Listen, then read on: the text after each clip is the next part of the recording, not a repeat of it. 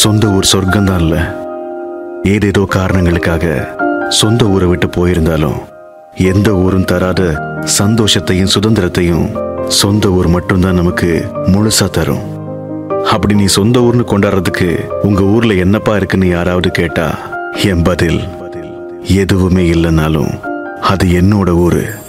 ஏளம் காத்து வீசுதே, எசை போல பேசுதே, வளையாத மூங்கிலில் ராகம் வளைஞ்சு ஓடுதே, மேகம் முடிச்சு கேக்குதே.